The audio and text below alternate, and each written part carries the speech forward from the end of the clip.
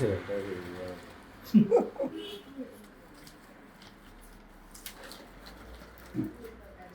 നോട്ടില്ല അല്ലേ?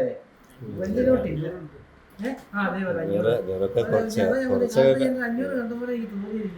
നമസ്കാരം, മലയാളി വാർത്തയിലേക്ക് സ്വാഗതം.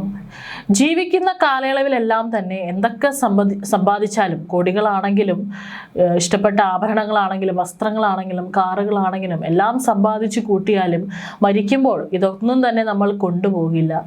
നമ്മൾ അപ്പോൾ അനാഥമായി തന്നെയാണ്. എങ്ങനെയാണ് ഭൂമിയിലേക്ക് പറന്നത് അതുപോലെ തന്നെയാണ് നമ്മൾ തിരിച്ച് പോകുക എന്നൊക്കെ പലപ്പോഴും പല ആളുകളും പറഞ്ഞു കേട്ടിട്ടുണ്ട്.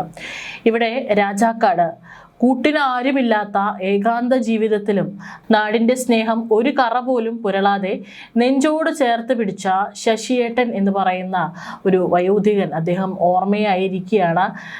ഇടുക്കി രാജാക്കാട് ടൗണിൻ്റെ സ്വന്തം ശശിയേട്ടൻ യാത്രയായപ്പോൾ അദ്ദേഹം ദീർഘകാലം താമസിച്ചിരുന്ന ആ കൊച്ചുമുറിയിൽ അവശേഷിച്ചു പോയത് നാട്ടുകാരുടെ കണ്ണ് നനയിക്കുന്ന ഒരു വലിയൊരു കാഴ്ചയായിരുന്നു. അദ്ദേഹത്തിൻ്റെ മരണശേഷം ഇദ്ദേഹം താമസിച്ചിരുന്ന മുറി തുറന്ന് പരിശോധിച്ചപ്പോഴാണ് രാജാക്കാട്ടുകാർ ആരും തന്നെ പ്രതീക്ഷിക്കാത്ത ആ ഞെട്ടിക്കുന്ന സത്യം പുറലോകം അറിഞ്ഞത്. കുടുംബമോ മറ്റു ബന്ധുക്കളോ ആരുമില്ലാതിരുന്ന ശശി രാജാക്കാട് ടൗണിലെ ഒരു കെട്ടിടത്തിലെ ചെറിയൊരു ഒറ്റമുറിയിലായിരുന്നു വർഷങ്ങളായി കഴിഞ്ഞുകൂടിയിരുന്നത്. ടൗണിലെ എല്ലാവർക്കും ശശിയേട്ടൻ പ്രിയങ്കരനായിരുന്നു. ആരുടെയും മുന്നിൽ കൈ നീട്ടാനോ യാചിക്കാനോ അദ്ദേഹം തയ്യാറായിരുന്നില്ല. നാട്ടുകാരിൽ ചിലർ സ്നേഹത്തോടെ നൽകുന്ന ഭക്ഷണം മാത്രം കഴിച്ച് യാതൊരുവിധ ആഡംബരങ്ങളോ അനാവശ്യ ചിലവുകളോ ഇല്ലാതെയായിരുന്നു ആ ജീവിതം. വാർദ്ധക്യ സഹജമായ അസുഖങ്ങളും ശാരീരിക ബുദ്ധിമുട്ടുകളും അലട്ടിയിരുന്നപ്പോഴും ആരോടും പരിഭവമില്ലാതെ അദ്ദേഹം ആ മുറിയിൽ ഒതുങ്ങിക്കൂടി. ആരോടും ഒന്നിനും യാചിക്കാത്ത ഒരു പ്രകൃതമായിരുന്നു അദ്ദേഹത്തിൻ്റെത്. അങ്ങനെയായിരുന്നു അദ്ദേഹം ഇതുവരെയും ജീവിച്ചു പോകുന്നത്. ഒടുവിൽ കഴിഞ്ഞ ദിവസം ശശിയേട്ടൻ ഈ ലോകത്തോട് വിട പറഞ്ഞു. നാട്ടുകാർക്കൊക്കെ തന്നെ ഒരുപാട് സങ്കടമായിരുന്നു അദ്ദേഹത്തിൻ്റെ ഈ ഒരു വേർപാടിലുണ്ടായിരുന്നത്. നാട്ടുകാരെല്ലാവരും ചേർന്ന് അദ്ദേഹത്തിൻ്റെ അന്ത്യകർമ്മങ്ങളെല്ലാം ഭംഗിയായി പൂർത്തിയാക്കുകയും ചെയ്തു. ഈ ശശിയുടെ അന്ത്യകർമ്മങ്ങൾക്ക് ശേഷം അദ്ദേഹം താമസിച്ചിരുന്ന കെട്ടിടത്തിൻ്റെ ഉടമയും സമീപത്തെ ജ്വല്ലറി വ്യാപാരിയുമായ തങ്കച്ചൻ മുറി വൃത്തിയാക്കാനായി അകത്ത് കയറിയപ്പോഴാണ് ആ കാഴ്ച കണ്ടത്. മുറിയുടെ ഒരു കോണിൽ കിടന്നിരുന്ന ഒരു പഴയ തുണിക്കവർ തങ്കച്ചൻ്റെ ശ്രദ്ധയിൽപ്പെട്ടു. വെറുതെ അതൊന്ന് തുറന്നു നോക്കിയ തങ്കച്ചൻ കാണുന്നത് നോട്ട് കെട്ടുകളാണ്. ഉടൻ തന്നെ ആ കവറുമായി തന്റെ ജ്വല്ലറിയിൽ എത്തി ജീവനക്കാരെ കൂട്ടി പണം കൃത്യമായി എണ്ണിത്തിട്ടപ്പെടുത്തിയപ്പോൾ തങ്കച്ചൻ അക്ഷരാർത്ഥത്തിൽ അത്ഭുതപ്പെട്ടുപോയി. 1,15,751 രൂപയാണ് ആ പഴയ തുണിക്കവറിനുള്ളിൽ ശശിയേട്ടൻ കാത്തു സൂക്ഷിച്ചിരുന്നത്. ആരോരുമില്ലാത്ത, ഒരു ജോലിക്ക് പോകാൻ സാധിക്കാത്തത്ര വാർദ്ധക്യ സഹജമായ അസുഖങ്ങളുള്ള, ആരോടും അദ്ദേഹം യാചിക്കാത്ത ഈ ശശിയേട്ടൻ്റെ ഈ ഒരു താമസിച്ചിരുന്ന മുറിക്കുള്ളിൽ നിന്ന് എങ്ങനെയാണ് ഇത്രയും പണം കിട്ടിയത്? വർഷങ്ങളായി രാജാക്കാട്ടുകാർ സ്നേഹത്തോടെ അദ്ദേഹത്തിൻ്റെ കൈകളിൽ വെച്ച് നീട്ടിയ പണമായിരുന്നു അത്. ആ തുകയിൽ നിന്ന് മരുന്നിനും മറ്റ് അത്യാവശ്യ കാര്യങ്ങൾക്കും മാത്രമുള്ള ചെറിയൊരു പങ്ക് ഉപയോഗിച്ച ശേഷം ബാക്കി തുക മുഴുവൻ അദ്ദേഹം ഈ കവറിൽ കരുതി വെക്കുകയായിരുന്നു. വലിയ നോട്ടുകൾ വളരെ കുറവായിരുന്നു. 500ന്റെയും 200ന്റെയും നോട്ടുകൾ ഉണ്ടെങ്കിലും 50ന്റെയും 100ന്റെയും 10ഉം 20ഉമായാണ് ഏറ്റവും കൂടുതൽ നോട്ടുകൾ ആ തുണിസഞ്ചിയിൽ ഉണ്ടായിരുന്നത്.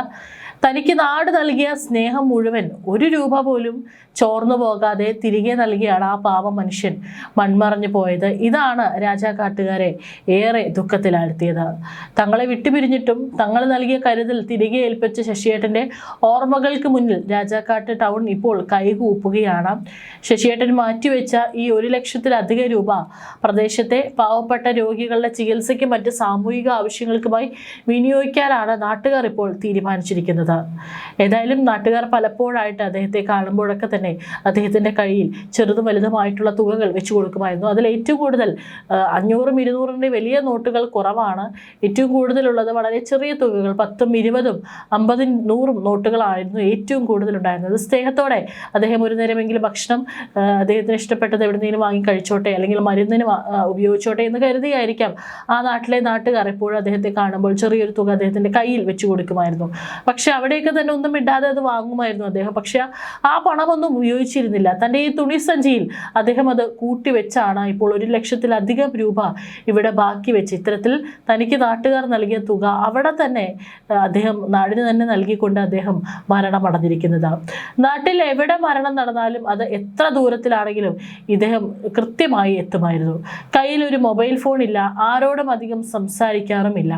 എന്നിട്ടും ഈ മരണ വാർത്തകൾ ശശിയേട്ടൻ എങ്ങനെ അറിഞ്ഞിരുന്നു എന്നത് ഇന്നും നാട്ടുകാർക്ക് ഒരു ചോദ്യമാണ്. കാരണം പൊതുവെ പൊതു ഇടങ്ങളിലൊന്നും തന്നെ പോയിരുന്ന് സംസാരിക്കുകയോ എല്ലാവരോടും കുശലം ചോദിക്കുകയോ ഒന്നും ചെയ്യാത്ത ഒരു പ്രകൃതമായിരുന്നു അദ്ദേഹത്തിൻ്റെത്. എന്നാൽ അദ്ദേഹത്തെ കൊണ്ട് മറ്റുള്ളവർക്ക് യാതൊരു തരത്തിലുള്ള ഒരു ബുദ്ധിമുട്ടുമില്ല. ഒരിക്കലും 1 രൂപയ്ക്ക് വേണ്ടിയോ അല്ലെങ്കിൽ ഒരു നേരത്തെ ഭക്ഷണത്തിന് വേണ്ടിയോ ഒരു നേരത്തെ മരുന്നിന് വേണ്ടിയോ ഒന്നും തന്നെ ആരോടും അദ്ദേഹം യാചിക്കുന്ന പ്രകൃതമല്ലായിരുന്നു. തനിക്ക് എന്താണോ ഉള്ളത് അതിൽ തൃപ്തനായിട്ട് വളരെ സന്തോഷത്തോടു കൂടി തന്നെ ആർക്കും ഒരു ശല്യം ഉണ്ടാകാതെ അദ്ദേഹം ജീവിച്ചു പോന്നിരുന്നു. അതുകൊണ്ട് തന്നെയാണ് ആ നാട്ടുകാർക്കെല്ലാം തന്നെ അദ്ദേഹത്തെ ഒരുപാട് ഇഷ്ടമായിരുന്നത്. ഏതായാലും രാജാക്കാട് പൊതുശ്മശാനത്തിൽ പഞ്ചായത്ത് അധികൃതരാണ് സംസ്കാരം നടത്തിയിരിക്കുന്നത്. നാട്ടുകാരുടെ എല്ലാം തന്നെ മരണശേഷവും അവരെ എല്ലാം തന്നെ ദുഃഖത്തിൽ ആഴ്ത്തിക്കൊണ്ട് അല്ലെങ്കിൽ അവർ നൽകിയ ആ സമ്മാന തുകകളെല്ലാം തന്നെ അവിടെ തന്നെ നാട്ടിലുള്ള തനിക്ക് പണം നൽകിയ ആളുകൾക്ക് അവിടെ തന്നെ ബാക്കി വെച്ചുകൊണ്ടാണ് അദ്ദേഹം വിട പറഞ്ഞിരിക്കുന്നത്. തീർച്ചയായിട്ടും ഒരു വല്ലാത്തൊരു ജീവിതമായിരുന്നു എന്ന് തന്നെ വേണം നമുക്ക് പറയാം. കാരണം ഇന്ന് പലയിടത്തും ആളുകൾ പ്രായമായവരെ തിരിഞ്ഞു നോക്കാതെ മക്കൾ ജീവിക്കുന്നവരുണ്ട്, പ്രായമായ അച്ഛനും അമ്മയും നോക്കാതെ അവരെ വഴിയിൽ തള്ളുന്നവരുണ്ട്, വൃദ്ധസദനത്തിൽ കൊണ്ട് തള്ളുന്നവരുണ്ട്. എന്നാൽ ഇവിടെയൊക്കെ തന്നെ ഇദ്ദേഹത്തിൻ്റെ നാടും ഊരും പേരും എവിടെയാണെന്നോ എന്താണെന്നോ ഒന്നും ആർക്കാർക്ക് അറിയില്ല.